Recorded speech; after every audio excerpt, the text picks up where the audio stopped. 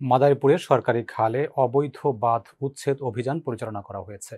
এই অভিযানে কাজীবাকা ইউনিয়নের ১ নং ওয়ার্ড পূর্ব মাইজপাড়া এলাকার সরকারি খালের অবৈধ বাঁধ উচ্ছেদ করা হয়। মাদারীপুরের ডাসার উপজেলা প্রশাসন এই অভিযান পরিচালনা করেন। আমাদের বিশেষ প্রতিনিধি মোহাম্মদ হেমায়েত হোসেন খানের তথ্য ও ভিডিও চিত্রে থাকছে বিস্তারিত।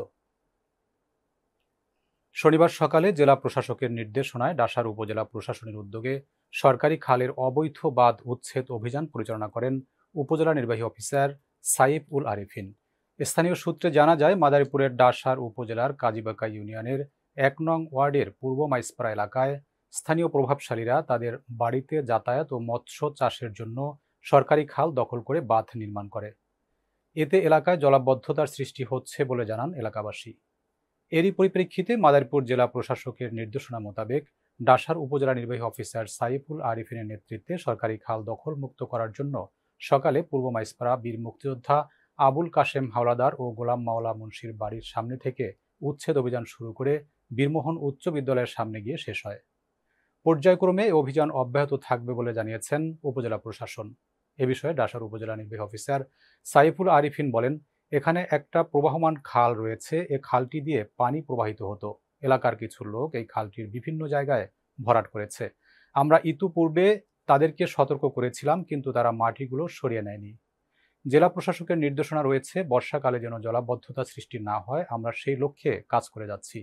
আমরা বলার পরেও তারা অবৈধ বাঁধ সরিয়ে নেননি। তাই আজ কাজীবাকা ইউনিয়নের যে সমস্ত সরকারি খাল মাটি দিয়ে ভরাট করা হয়েছে, সেগুলো উচ্ছেদ করে খালের পানি প্রবাহ স্বাভাবিক করার জন্য এ অভিযান পরিচালনা করছি। আমাদের অভিযান অব্যাহত থাকবে এবং পর্যায়ক্রমে এলাকার সব সরকারি খাল অবৈধ দখল মুক্ত করা হবে। আমাদের যে প্রতিবন্ধকতাগুলো আছে সেগুলো আমরা দূর করছি। পরবর্তীতে নিয়ম অনুযায়ী তাদের বিরুদ্ধে আইনগত ব্যবস্থা গ্রহণ করব।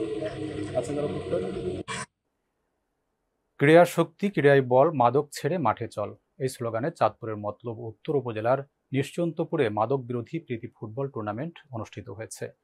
শুক্রবার বিকেলে নিশ্চিন্তপুর স্কুল অ্যান্ড কলেজ মাঠে নিশ্চিন্তপুর বন্ধু মহল ক্লাব আয়োজিত আমেরিকা প্রবাসী আলম ইমন ও ইতালি প্রবাসী কামরুল হাসান রাসেলের সার্বিক সহযোগিতায় এই ফুটবল ম্যাচ ভোরের সাথী গৌরীপুর ক্লাব বনাম সোনালী অতীত মতলব অংশগ্রহণ করে। খেলা উদ্বোধন ও পুরস্কার বিতরণী অনুষ্ঠানে প্রধান অতিথি হিসেবে বক্তব্য রাখেন সহকারী পুলিশ সুপার মোহাম্মদ খায়রুল কবির। নিশ্চিন্তপুর বন্ধু মহল ক্লাবের সভাপতি মোহাম্মদ জহির রায়নার সভাপতিত্বে মুসলিম উদ্দিন শিপনের উপস্থাপনায় খেলায় অংশগ্রহণ করেন মতলব উত্তর থানার ওসি মোহাম্মদ রবিউল হক ও মতলব দক্ষিণ থানার ওসি সালে আহমেদ। প্রধান অতিথির বক্তব্যে এসপি সার্কেল খায়রুল কবির বলেন, যুব সমাজকে মাদক থেকে দূরে রাখতে খেলাধুলার কোনো বিকল্প নেই। যুব ও কিশোর কিশোরীদের খেলাধুলার মধ্যে রাখতে হবে। খেলাধুলা করলে যেমন শরীর ভালো থাকে, তেমনি মনও ভালো থাকে। তিনি আরো বলেন, এ ধরনের ক্রীড়া আয়োজন যুব সমাজকে মাদক ও অসামাজিক কার্যকলাপ থেকে দূরে রাখার জন্য অত্যন্ত গুরুত্বপূর্ণ। সুস্থ দেহ ও সুন্দর মনের জন্য খেলাধুলার কোনো বিকল্প নেই।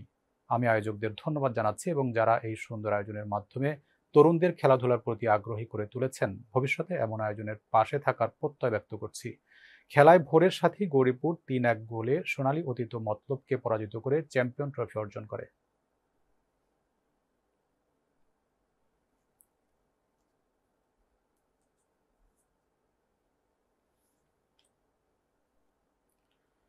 জামালপুরে ইসলামী ফাউন্ডেশন কর্তৃক পরিচালিত নৈতিকতা ও ধর্মীয় মূল্যবোধ উন্নয়নে মসজিদ ভিত্তিক শিশু ও গণশিক্ষা কার্যক্রম ৮ম পর্যায়ে প্রকল্প অনুমোদন ও জানুয়ারি ২০২৫ হতে বেতন ভাতা প্রদান সহ ৫ দফা দাবিতে র্যালি, মানববন্ধন ও স্মারকলিপি প্রদান করা হয়েছে।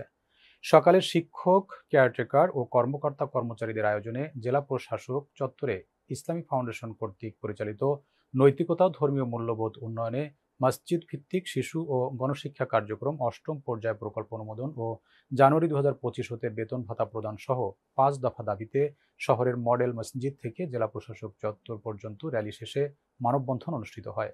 মানববন্ধনে ইসলামিক ফাউন্ডেশন শিক্ষক সমিতির সহসভাপতি মুফতি হামিদুল ইসলামের সঞ্চালনায় বক্তব্য রাখেন ইসলামিক ফাউন্ডেশন শিক্ষক সমিতির জামালপুর জেলা শাখার সভাপতি আব্দুর রাজ্জাক, সাধারণ সম্পাদক আব্দুল হাকিম, ফিল্ড সুপারভাইজার মোশাররফ হোসাইন, মহিউদ্দিন সহ অন্যান্য নেতৃবৃন্দ। পরে ৫ দফা দাবি নিয়ে জেলা প্রশাসকের নিকট স্মারকলিপি প্রদান করা হয়।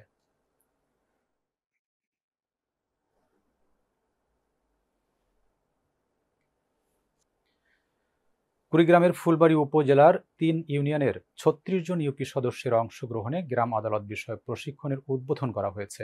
উপজেলা প্রশাসনের আয়োজনে বাংলাদেশ গ্রাম আদালত সক্রিয়করণ তৃতীয় পর্যায় প্রকল্প ও স্থানীয় সরকার বিভাগ, স্থানীয় সরকার, পল্লী উন্নয়ন ও সমবায় মন্ত্রণালয়ের বাস্তবায়নে শনিবার সকাল 10:30টায় উপজেলা পরিষদ সম্মেলন কক্ষে গ্রাম আদালত বিষয়ক প্রশিক্ষণের উদ্বোধন করেন ফুলবাড়ী থানার অফিসার ইনচার্জ শরীফুল ইসলাম।